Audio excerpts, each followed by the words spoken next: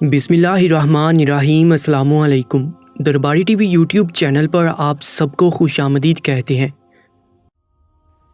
آج کل کے دور میں لوگوں نے رشتوں کو مذاق بنا رکھا ہے، اور خاص کر شادی جیسے پاک اور مقدس رشتے کو تو دنیا والے بالکل حقیر جاننے لگے ہیں۔ مرد بیوی کو صرف غلام سمجھتے ہیں اور ان کی عزت کرنا اور ان کے حقوق ادا کرنا بھول جاتے ہیں۔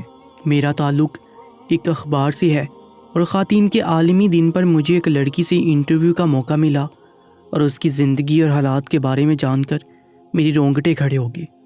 اس لڑکی کی کہانی میں آپ کو اس کی زبانی سناتا ہوں کہ کس طرح ایک عربی مرد سے شادی کر کے اس کی زندگی پوری طرح بدل گئی۔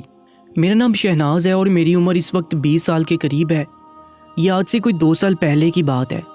گرمیوں کے دن تھے اور میں اپنے بابا کے کمرے میں بیٹھی ان کی خدمت کر رہی تھی کہ اچانک سے باہر سے شور کی آواز آنے لگی۔ میں ابا کے پاس سے اٹھ کر باہر نکلی تو یہ دیکھ کر حیران رہ گئی کہ میرا بھائی اور میرا شوہر کامران آپس میں گتھم گتھا ہے۔ ان دونوں کو اس طرح جھگڑتے دیکھ کر میرے اوسان خطا ہو گئے۔ دونوں ہی جوان تھے اور ایک دوسرے سے الجھ بیٹھے تھے۔ میں نے بہت مشکل سے بیچ بچاؤ کرایا اور حقارت سے کامران کو دیکھتے ہوئے کہا کہ اب یہاں سے کیا لینے آئے ہو؟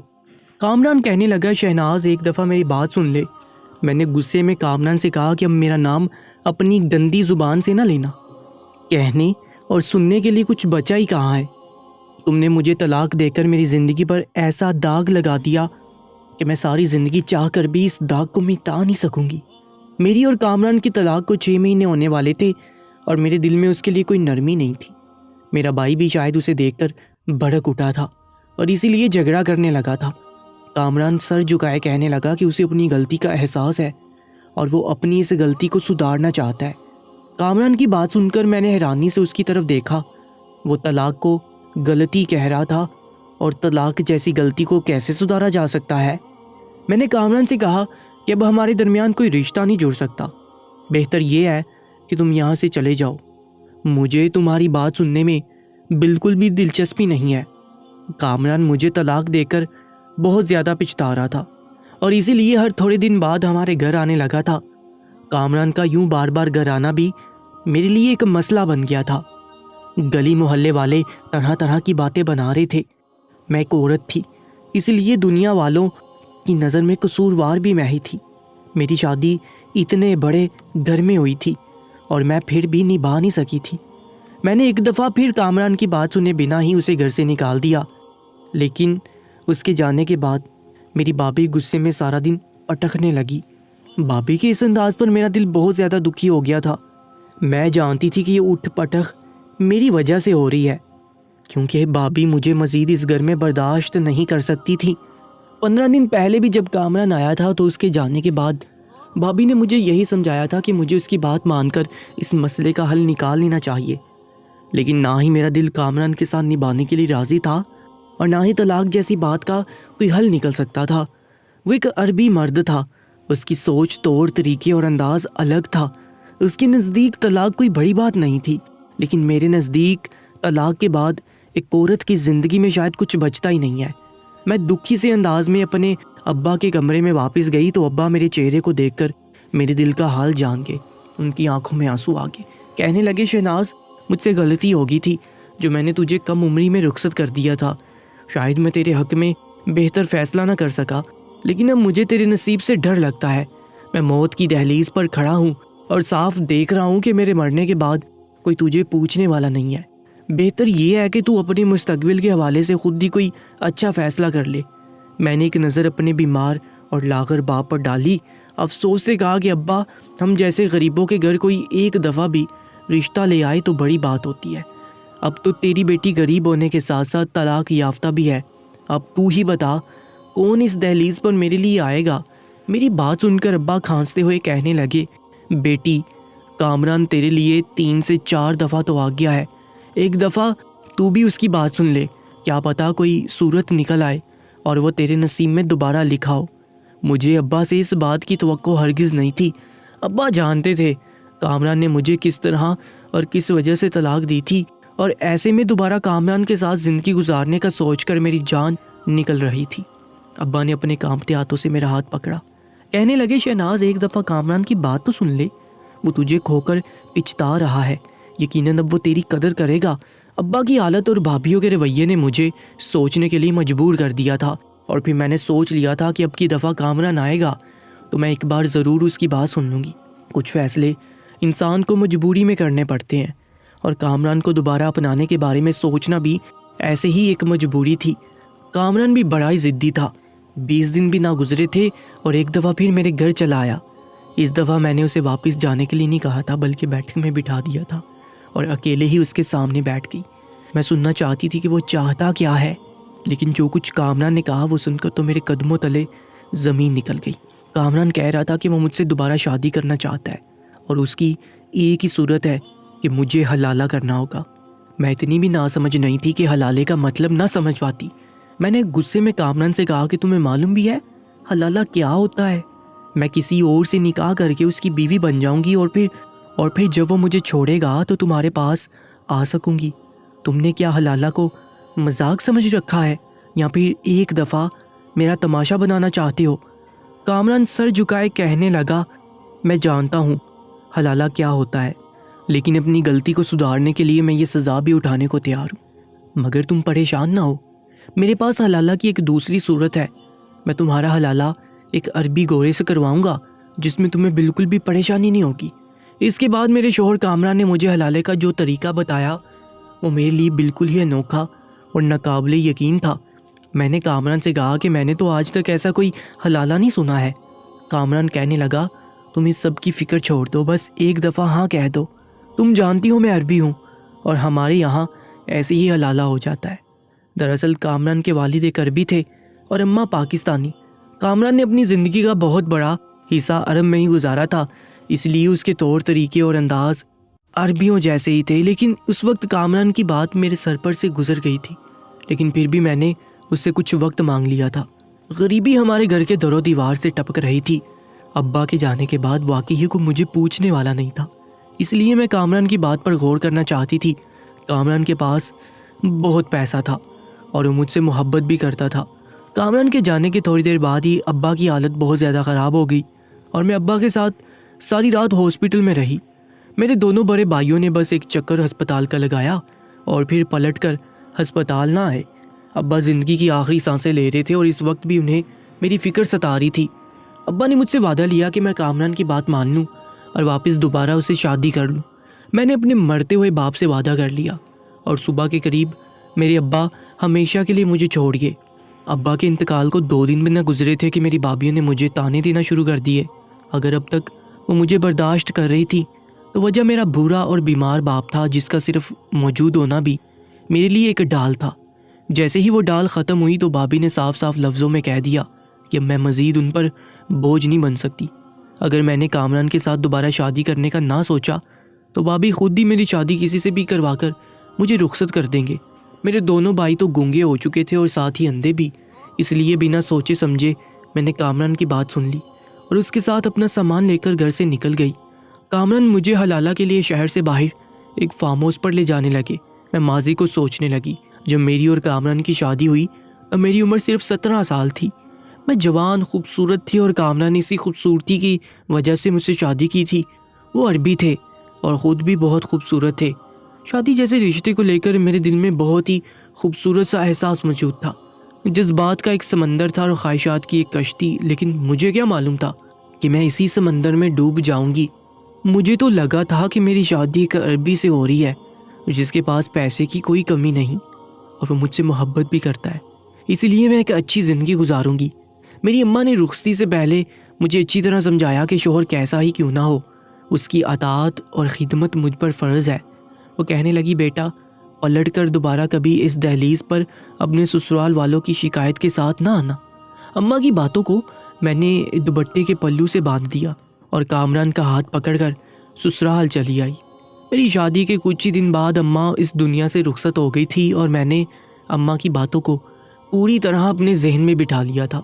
شادی کی پہلی رات ہی مجھے اندازہ ہو گیا تھا کہ کامران ایک بہت ہی کھلے ذہن کے انسان ہے اور ان میں مشرقی مردوں جیسی شرم و حیا نہیں ہے۔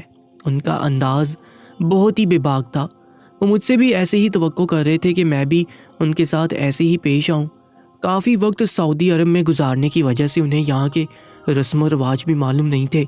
جبکہ میں بہت زیادہ گھبرا رہی تھی۔ کامران نے مجھے ایک قیمتی سونے کا ہار بھی پہنایا اور محبت بھری باتیں بھی کیں، جنہیں سن کر میں خوش ہو گئی اور مجھے لگا کہ اب میری ساری زندگی ایسی ہی گلزار ہوگی۔ لیکن شادی کے اگلے ہی دن مجھے پتہ چلا کہ شادی محض 4 دن کی چاندنی کے سوا اور کچھ نہیں۔ صبح جب میں اپنے کمرے سے تیار ہو کر نکلی تو میری ساس سامنے ہی پلنگ پر بیٹھی تھی۔ انہیں دیکھتے ہی میں نے ادب سے سلام کیا، لیکن میرے سلام کا جواب دینے کی بجائے وہ مجھے کوسنے لگی کہ میں کتنی بے حیا لڑکی ہوں جو اس قدر سج دج کر کمرے سے نکلی ہوں۔ گھر میں کنواری نند بھی موجود ہے اور مجھے ذرا شرم نہیں۔ اپنی ساس کی باتیں سن کر میرے تلوے جلنے لگے۔ یہ تو میں نے سوچا ہی نہیں تھا کہ گھر میں موجود ساس مجھ سے اس طرح بھی پیش آ سکتی ہے۔ مجھ پر تو ابھی تک کامران کی محبت کا خمار چڑھا ہوا تھا۔ میں نے فوراً ہی اپنی ساس سے معافی مانگی اور کمرے میں آ کر اپنا سارا میک اپ اور سج دج ختم کر دی۔ میری ساس مطمئن ہوگی، لیکن کامران جب سو کر اٹھے تو مجھے دیکھتے ہی ناراض ہو گئے، کہنے لگے یہ تم کیا بیوہ عورتوں کی طرح گھوم رہی ہو؟ کل ہی ہماری شادی ہوئی ہے اور تمہیں دیکھ کر لگ ہی نہیں رہا۔ مجھے تو رات ہی اندازہ ہو گیا تھا کہ تم اس شادی سے خوش نہیں ہو۔ کامران کی بات سن کر میرے ہوش اڑ گئے۔ وہ میرے بارے میں پتہ نہیں کیا سمجھ رہے تھے۔ میں نے ہکلاتے ہوئے انہیں بتایا کہ اماں نے سج دج کے لیے منع کیا ہے، لیکن وہ تو الٹا مجھ پر ہی برس پڑے۔ کہنے لگے کہ تمہیں اماں کے لیے نہیں میرے لیے تیار ہونا ہے۔ میں عجیب کشمکش کا شکار ہوگی اور پھر میری زندگی ایسی ہی کشمکش میں گزرنے لگی۔ کامران مجھ سے جو کچھ چاہتے تھے وہ میری ساس کو ایک آنکھ نہ باتا تھا۔ کامران میرے بندے بال دیکھ کر غصہ کرتے اور میرے بالوں کو کھول دیتے، اور میری ساس میرے کھلے بال دیکھ کر مجھے تانے دینے لگتی۔ میں باورچی خانے میں جاتی تو کامران میرے پیچھے پیچھے چلے آتے اور میری ساس انہیں زن مرید کا خطاب دیتی اور مجھے جادوگرنی کے نام سے پکارتی۔ مجھے سمجھ ہی نہیں آتا تھا کہ میں دونوں میں سے کس کو خوش رکھوں۔ وقت کے ساتھ ساتھ مجھے یہ احساس ہوا کہ مجھے اپنی ساس کو خوش رکھنا چاہیے، کیونکہ اگر میں ان کی کسی بات کے خلاف جاتی تو وہ فوراً ہی مجھے برا بھلا کہتی اور میرے لیے مشکلات کھڑی کر دیتی۔ لیکن حیرت تو مجھے اس وقت ہوئی جب اپنی ساس کی ساری باتیں مان کر اور کامران کو ناراض کر کے بھی میں اپنی ساس کو خوش نہیں کر پائی۔ اور پھر ایک دن مجھے پتہ چلا کہ میری ساس مجھے پسند ہی نہیں کرتی، کیونکہ میں صرف اور صرف کامران کی پسند پر اس گھر میں آئی تھی۔ میری ساس تو کامران کی شادی سعودی عرب میں ہی کسی عربی گھرانے میں کروانا چاہتی تھی۔ میں نے اپنی ساس کا دل جیتنے کے لیے ایڑی چوٹی کا زور لگا دیا تھا، اور اسی وجہ سے میں کامران سے بھی دور ہو گئی تھی، کیونکہ ہماری قربت میری ساس کو ایک آنکھ نہیں باتی تھی۔ کامران مجھ سے بدظن ہو گئے تھے۔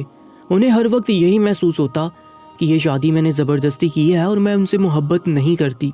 میں نے سجنا سنورنا بھی چھوڑ دیا تھا اور گھر کے کاموں میں مگن ہو کر مجھے اپنا بالکل بھی خیال نہیں رہتا تھا۔ لیکن مجھے یہ اندازہ نہیں تھا کہ میری ساس اس بات کا کس قدر فائدہ اٹھا رہی ہے۔ میری ساس نے کامران کے ذہن میں یہ بات اچھی طرح بٹھا دی کہ میں اس شادی پر بالکل بھی خوش نہیں ہوں اور زبردستی ہمارے رشتے کو نبھا رہی ہوں۔ اور پھر میری زندگی کا وہ سیاہ ترین دن آیا جب سب کچھ بدل کر رہ گیا۔ کامران اپنی اماں کو لے کر بازار گئے ہوئے تھے اور اماں کی چچی کا بیٹا شاہد اچانک ہی گھر آ گیا۔ میں نے شاہد کو بیٹھک میں بٹھا دیا، انہیں بتایا کہ اماں اور کامران بس آنے والے ہوں گے۔ شاہد نے مجھ سے ٹھنڈا پانی مانگا تو میں باورچی خانے میں چلی گئی۔ میں مٹکے سے پانی بھر ہی رہی تھی کہ شاہد بھی میرے پیچھے باورچی خانے میں چلا آیا، اور اچانک ہی اس نے مجھے پیچھے سے پکڑ لیا۔ اس سے پہلے بھی وہ کئی دفعہ ہمارے گھر آیا تھا اور اس کی نظریں مجھے اپنے وجود کی آر پار ہوتی محسوس ہوئی تھی، لیکن مجھے ہرگز بھی یہ اندازہ نہیں تھا کہ وہ حد سے گزر جائے گا۔ اس سے پہلے کہ میں خود کو شاہد سے چھڑواتی، اماں اور کامران واپس آ گئے۔ اماں نے میرے کردار پر ایسے ایسے لفظوں کے وار کیے تھے کہ میری آواز حلق میں ہی دم توڑ گئی۔ کامران نے مجھ سے ایک دفعہ بھی میرے کردار کی صفائی نہ مانگی اور کھڑے کھڑے مجھے طلاق دے کر اپنی زندگی سے نکال دیا۔ میری ساس جس نے بڑی مشکل سے مجھے 4 مہینے اپنے گھر میں برداشت کیا تھا، اس کے چہرے پر ایسی خوشی تھی کہ میں جان گئی تھی کہ یہ سب کچھ اس کا کیا دھرا ہے۔ کامران نے جذبات میں آ کر جس طرح مجھے طلاق دی تھی، تھوڑی ہی دیر میں انہیں اپنی غلطی کا احساس ہو گیا تھا۔ میں اپنا سامان لے کر ان کے گھر سے نکلنے لگی تو وہ میرے قدموں میں بیٹھ گئے، لیکن اب ان کی کسی معافی پر میں رک نہیں سکتی تھی، کیونکہ ہمارے درمیان ہر تعلق ختم ہو چکا تھا۔ میں اپنے ابا کے گھر آ گئی اور عدت کے دن گزارنے لگی، لیکن کامران کو ایک پل چین نہ آیا۔ انہیں بھی اس بات کا اندازہ ہو گیا تھا کہ میری کوئی غلطی نہیں اور یہ سب کچھ ان کی ماں کا کیا دھرا تھا۔ ان کی اماں نے جان بوجھ کر اپنے بھتیجے سے یہ سب کروایا تھا، اس لیے کامران دوبارہ ہمارے رشتے کو بحال کرنا چاہتے تھے۔ اگر ابا کا انتقال نہ ہوتا تو شاید میں اتنی جلدی کامران کے حق میں فیصلہ نہ کر پاتی، لیکن ابا کے جانے کے بعد میرے اپنے باپ کے گھر میں ہی میرے لیے کوئی جگہ باقی نہ بچی تھی، اور مجبوری میں کامران کے ساتھ گھر سے نکل گئی تھی۔ پورے 2 گھنٹے کے سفر کے بعد ہم شہر سے باہر نکل آئے تھے۔ اس ویرانے میں ایک چھوٹا سا فارم ہاؤس تھا اور ارد گرد کچھ عربی لوگ بھی مقیم تھے۔ ایک طرف استبل بنا ہوا تھا جہاں اعلیٰ نسل کے عربی گھوڑے تھے۔ کامران خود ایک 14 سال کا عربی گھوڑا لے کر آئے جو بہت ہی خوبصورت تھا۔ کامران کہنے لگے بس تمہیں اس کے حوالے کرنا ہے اور پھر ہم آج کی رات ہی دوبارہ شادی کر لیں گے۔ کامران کی بات سن کر میں کچھ حیران ہوئی تھی، یہ کیسا حلالہ تھا، مجھے سمجھ نہیں آیا تھا، مگر کامران کی باتوں نے مجھے مطمئن کر دیا تھا۔ کامران نے مجھے کہا کہ میں اس گھوڑے کی پیٹھ پر ہاتھ پھیروں اور اسے اپنے ہاتھ سے کچھ کھانا کھلا دوں، کچھ وقت تنہائی میں اس گھوڑے کے ساتھ گزاروں تو میرا حلالہ ہو جائے گا۔ میں نے کامران کی بات مان لی اور کافی وقت اکیلے ہی اس خوبصورت سے گھوڑے کے ساتھ گزارا۔ رات کے کامران نے ارد گرد بسے ہوئے کچھ عربی مردوں کو بلایا، میرے ساتھ نکاح کر لیا۔ ایک دفعہ پھر ہماری شادی کی رات آ گئی۔ میں دلہن بنی فارم ہاؤس کے ہی کمرے میں بیٹھی تھی۔ تھوڑی ہی دیر میں میرا عربی شوہر کامران کمرے میں چلا آیا۔ میں خوش تھی کہ زندگی ایک دفعہ پھر صحیح سمت میں چل پڑی تھی، لیکن مجھے ہرگز بھی اندازہ نہیں تھا کہ یہ محض میری خوش فہمی کے سوا اور کچھ نہیں ہے۔ کامران نے میرے ساتھ محبت بھرا کچھ وقت گزارا اور اس سے پہلے کہ وہ میرے ساتھ کوئی ازدواجی تعلق قائم کرتا اس کا فون بج اٹھا اور وہ فون سننے کے لیے کمرے سے باہر نکل گیا۔ کافی دیر ہو گئی تھی، اس لیے مجھے اکیلے بیٹھے بیٹھے بے چینی ہو رہی تھی۔ میں بھی کامران کو دیکھنے کے لیے اس کے پیچھے ہی باہر نکل آئی، لیکن اس وقت میرے قدموں تلے سے زمین نکل گئی جب کامران نے ایک ایسے سچ کا انکشاف کیا جو میرے لیے روح لرزا دینے والا تھا۔ وہ فون پر کسی سے بات کر رہا تھا اور ان دونوں کے درمیان ہونے والی باتیں سن کر میں کانپ اٹھی تھی، اور کچھ ہی دیر میں مجھے سمجھ آ گیا تھا کہ وہ کسی اور سے نہیں بلکہ اپنی اماں سے بات کر رہا ہے۔ سارا سچ جاننے کے بعد میرے لیے ایک پل بھی یہاں ٹھہرنا ممکن نہیں تھا۔ میں جس خاموشی سے کمرے سے نکلی تھی اتنی خاموشی سے فارم ہاؤس سے باہر نکلتی چلی گئی تھی۔ کامران کو اس بات کی بالکل بھی خبر نہیں ہو سکی تھی۔ اندھیرے میں مجھے کچھ بھی ٹھیک سے دکھائی نہیں دے رہا تھا، لیکن میں دوڑتی ہی چلی جا رہی تھی۔ مجھے کسی بھی طرح کامران سے دور جانا تھا۔ کامران کی باتیں میرے کانوں میں گونج رہی تھی۔ وہ اپنی اماں سے کہہ رہا تھا کہ میں نے اپنے عربی ہونے کا بہت اچھی طرح فائدہ اٹھایا ہے اور بولی بالی شہناز کو حلالہ کے نام پر اچھے سے بیوقوف بنا دیا ہے۔ آپ کی وجہ سے میں نے غصے میں اسے طلاق دے دی تھی، لیکن یہ بات میری ذات کو ہرگز بھی گوارا نہیں تھی کہ وہ کسی اور مرد کے ساتھ حلالہ کر کے دوبارہ میرے نکاح میں آئے۔ اس لیے میں نے اسے دوبارہ حاصل کرنے کے لیے یہ سب کیا۔ کامران کہہ رہا تھا کہ شہناز ایک دیندار لڑکی ہے اور وہ کبھی حرام رشتے کے لیے راضی نہیں ہوگی، لیکن اسے زیادہ چیزوں کا علم نہیں، اور پڑھے لکھے نہ ہونے کی وجہ سے وہ میری باتوں میں بری طرح پھنس گئی ہے اور اب ساری زندگی یہی سمجھے گی کہ ہم نے حلالہ کے بعد شادی کی ہے، جبکہ سچ تو یہ ہے کہ نہ ہی اس کا حلالہ ہوا ہے اور نہ ہی ہمارا دوبارہ نکاح۔ لیکن میں اس سے بہت محبت کرتا ہوں اور آپ کی وجہ سے اسے کھونا نہیں چاہتا۔ آپ جو کچھ پہلے کر چکی ہیں، اگر آپ نے دوبارہ ایسا کچھ کیا تو میں کبھی پلٹ کر آپ کی طرف نہیں دیکھوں گا۔ پتہ نہیں آگے سے اس کی ماں اسے کیا باتیں سنا رہی تھی، لیکن کامران کا انداز بتا رہا تھا کہ اس کی ماں ہماری اس جھوٹی شادی پر غصے میں ہے۔ میرے لیے تو یہی بات کسی قیامت سے کم نہیں تھی کہ کامران نکاح کا کہہ کر میرے ساتھ بدکاری کرنے والا تھا۔ میں پڑھی لکھی نہیں تھی اور اپنے حالات سے بھی بہت مجبور تھی، لیکن اس کا ہرگز بھی یہ مطلب نہیں تھا کہ میں کامران کے ساتھ کوئی غلط تعلق قائم کرتی۔ میں بھاگتی ہی چلی گئی تھی۔ مجھے کچھ ہوش نہیں تھا کہ میں پتہ نہیں کتنے کلومیٹر بھاگی ہوں۔ تقریباً 1 گھنٹہ بھاگنے کے بعد میں سڑک تک پہنچ گئی تھی اور مجھے ایک ٹرک ڈرائیور مل گیا تھا۔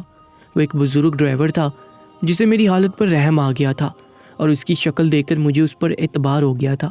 اس نے مجھے واپس شہر پہنچا دیا تھا۔ میں جانتی تھی کہ میرے گھر والے یعنی میری بابی مجھے کبھی پناہ نہیں دیں گے، اس لیے بہت سوچنے اور سمجھنے کے بعد میں نے ایک ٹرسٹ میں پناہ لی جہاں بہت ساری بے سہارا لڑکیاں پہلے سے موجود تھیں۔ میرے پاس اس کے سوا اور کوئی چارہ بھی نہیں تھا۔ ٹرسٹ کی مالکن بہت ہی نیک اور اچھی عورت تھی۔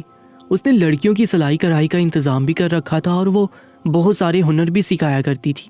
ٹرسٹ میں موجود ساری لڑکیاں ہی کسی نہ کسی ہنر میں ماہر تھیں اور میں بھی ان کے ساتھ رہ کر بہت کچھ سیکھ گئی تھی۔ اب مجھے اس ٹرسٹ میں رہتے ہوئے تقریباً سال بھر کا عرصہ گزر چکا ہے۔ اس ٹرسٹ میں موجود باقی خواتین ہی میری رشتہ دار بن گئی ہیں اور سگے رشتوں سے بھی زیادہ گہرے رشتے میرے اس ٹرسٹ میں رہنے والوں سے ہیں۔